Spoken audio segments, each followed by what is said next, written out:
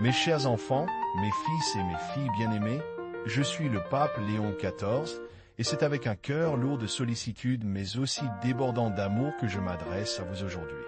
En ces temps où le monde semble souvent agité, où nos âmes cherchent un havre de paix, je vous invite à faire une pause, à respirer profondément et à laisser mes paroles caresser votre esprit. Si, par la grâce de Dieu, mes humbles paroles trouvent un écho en vos cœurs et vous apportent quelque réconfort, je vous prie de bien vouloir laisser un j'aime pour ce message et de vous abonner à notre humble canal, afin que cette lumière puisse atteindre davantage de frères et de sœurs qui en ont besoin. Votre soutien, même le plus simple, est une bénédiction pour notre mission. Aujourd'hui, mon fils, ma fille, je sens en mon esprit que certains d'entre vous portent un fardeau lourd, un chagrin silencieux qui ronge l'âme, une blessure que le temps seul ne semble pas pouvoir guérir. Peut-être avez-vous traversé la douleur immense de perdre un être cher, un compagnon de route avec qui vous partagez chaque pas, un parent qui vous a donné la vie, un enfant dont le rire résonne encore en vous, ou un ami précieux dont l'absence se fait cruellement sentir. Ou peut-être, le coup a-t-il été plus subtil, mais non moins dévastateur, la perte d'un rêve cher, d'une aspiration de longue date pour laquelle vous avez travaillé avec tant d'ardeur, d'un projet de vie qui s'est effondré sous vos yeux, laissant derrière lui une immense déception et un vide béant.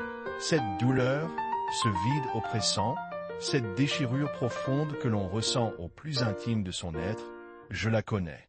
Elle est une expérience profondément humaine, une tempête intérieure qui menace parfois de déraciner toute joie, toute espérance et même la foi. Vous vous sentez peut-être désorienté, vulnérable, comme un arbre majestueux soudainement frappé par la foudre, ses branches autrefois robustes maintenant brisées et éparpillées sur le sol humide. Le vent du désespoir souffle fort, hurlant à travers les failles de votre cœur, et la terre de vos certitudes semble s'ouvrir sous vos pieds, menaçant de vous engloutir. Les larmes peuvent couler en silence, ou éclater en sanglots incontrôlables, mais la question demeure la même. Comment continuer? Où trouver la force? Mais, mes enfants, permettez-moi de vous rappeler une vérité éternelle, inscrite dans la nature elle-même et dans la parole de Dieu. Même l'arbre le plus ancien et le plus majestueux, balayé par les vents les plus violents et les pluies les plus torrentielles, tient bon grâce à ses racines. Des racines profondes, invisibles à l'œil, mais incroyablement puissantes, ancrées fermement dans la terre nourricière. Dans les moments de perte, de deuil, de chagrin profond, nous avons l'impression que tout ce qui nous lie à la vie, à l'amour, à l'avenir, est arraché de notre être.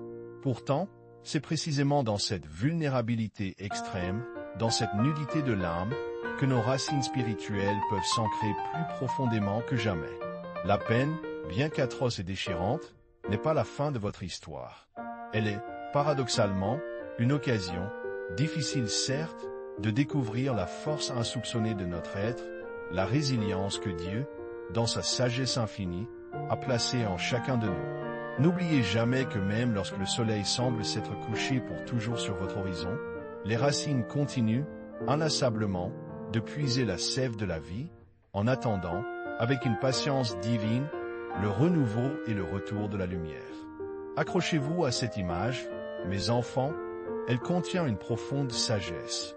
Mes chers enfants, la lumière que nous essayons de diffuser à travers ces paroles, ce réconfort que nous cherchons à apporter à vos âmes, dépend de la grâce de Dieu, bien sûr, mais aussi du soutien de notre communauté.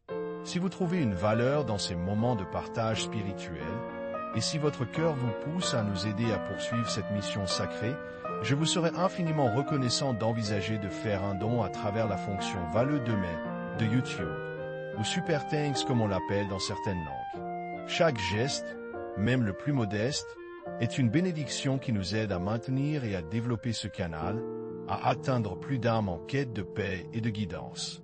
Votre générosité est une prière en action, une manifestation concrète de votre foi et de votre désir de voir la lumière briller pour tous. Merci de tout mon cœur pour votre considération et votre soutien.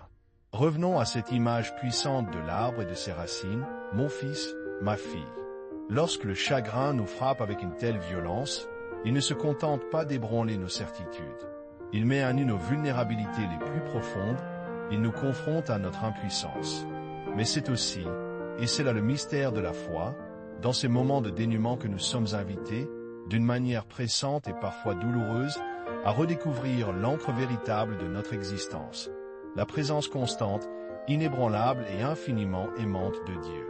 Il est cette terre fertile et inépuisable où nos racines, si elles le veulent bien, peuvent s'enfoncer toujours plus profondément, même et surtout quand les feuilles tombent en abondance et que les branches de nos espoirs semblent mortes et desséchées.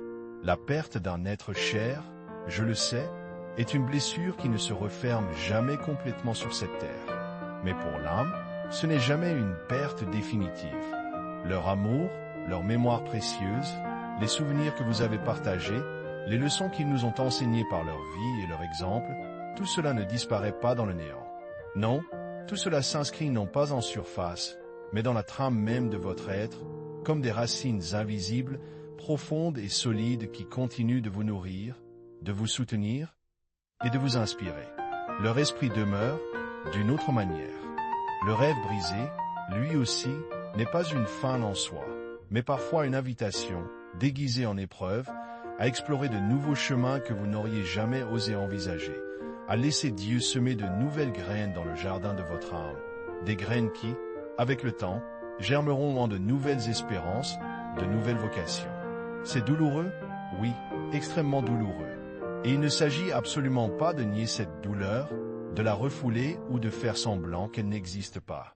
Au contraire, il s'agit de la traverser, de la sentir dans toute son intensité, de la vivre, mais en sachant une vérité essentielle. Vous n'êtes pas seul dans cette traversée. Je le répète avec toute la force de mon cœur, vous n'êtes jamais seul. Dieu est avec vous dans chaque larme qui roule sur votre joue, dans chaque soupir qui échappe à vos lèvres, dans chaque question sans réponse qui tourmente votre esprit. Il tient votre main, doucement mais fermement, même lorsque vous êtes trop épuisé ou trop affligé pour le sentir. Ses promesses d'amour éternel et de consolation sont comme le roc inébranlable sur lequel nos racines peuvent s'agripper avec confiance. Il ne vous laissera jamais tomber, il ne vous abandonnera jamais. La vie, mes enfants, est un cycle divin de mort et de renaissance, de fin et de commencement. Et même si une saison entière semble tout emporter sur son passage, une autre viendra inévitablement, porteuse de bourgeons nouveaux, de forces renouvelées, de lumière restaurée. Ayez foi en cela, mes enfants, car c'est la promesse de notre Père céleste. Et maintenant, mes chers enfants, alors que nos cœurs s'apaisent un instant, je vous donne ma bénédiction paternelle. Que la paix de Dieu, qui surpasse toute intelligence, garde vos cœurs et vos pensées en Jésus-Christ. Que vous puissiez trouver le réconfort et la force dans sa présence aimante, surtout dans vos moments de peine et de doute. Portez cette vérité en vous. Même lorsque les tempêtes de la vie font rage, vous êtes ancrés. Vos racines sont profondes, nourries par l'amour divin. Et pour sceller cette vérité dans vos âmes, je vous invite à écrire ce simple mantra dans les commentaires ci-dessous. Mes racines sont en Dieu et il me soutient. Écrivez-le, méditez-le et laissez-le devenir une encre pour votre esprit. Que Dieu vous bénisse, mes enfants. Amen.